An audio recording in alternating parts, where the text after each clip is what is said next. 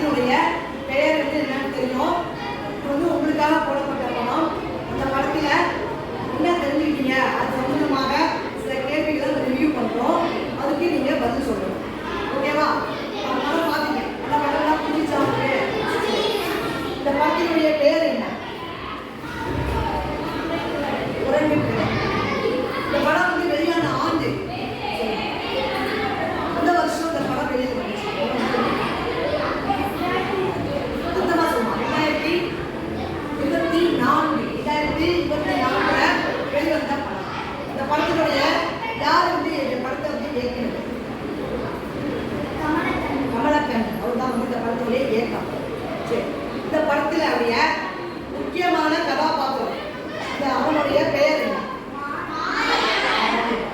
அவன் கூட போட்டி போட்டு ஒரு மாணவன் இருந்தான். அவனுடைய பெயர் நிதி மாணிக்கம். இப்ப படத்துல உள்ள அந்த மாணவன், அந்த சிறுவன் என்ன செய்யணும்னு ஆசைப்பட்டான்? சைக்கிள் ஓட்டணும்னு ஆசைப்பட்டான். இந்த படத்தினுடைய பெயர் உறங்கு பெயர்.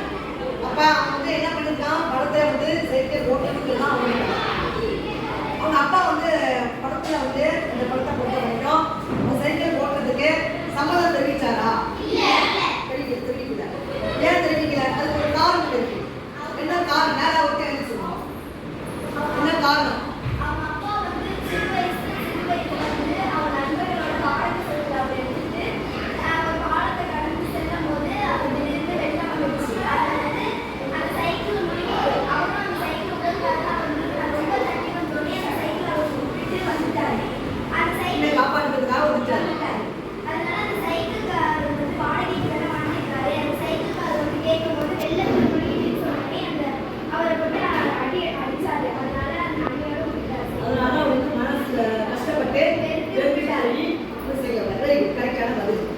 அதனால என்ன பண்றாரு? தன்னுடைய பையனையும் சைக்கிள் கற்றுக்க கூடாது அப்படிங்கிறத அவர் வந்து அது மனசுக்குள்ளார ஏற்றுக்கிட்டாரு. ஓகேவா?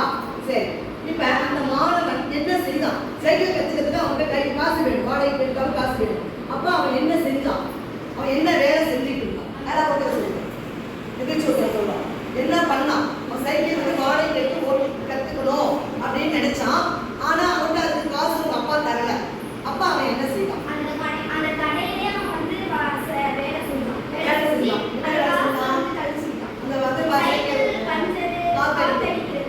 அந்த சைக்கிள் கடை பேர் தான் மிலிட்டரி. அந்த அவர் வந்து மிலிட்டரியில வந்தவரே, அவர் வந்து சைக்கிள் கடை வச்சிருக்காரு.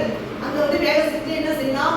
அவன் காசு எடுத்து அவன் வந்து சைக்கிள் கடை, அவங்க அப்பா வந்து எடுத்து கடன் வாங்கிருந்தாரு. எத்தனை ரூபாய் கடன் வாங்கிருந்தாரு? 25 ரூபாய். அப்ப வந்து அவன் வந்து என்ன பண்ணான்? அந்த கடனை வந்து இவன் அழைச்சிருப்பான். அது ஒரு பெரிய விஷயம் தானே. தன்னோட உழைப்பை வைத்து என்ன செஞ்சிருக்கான்?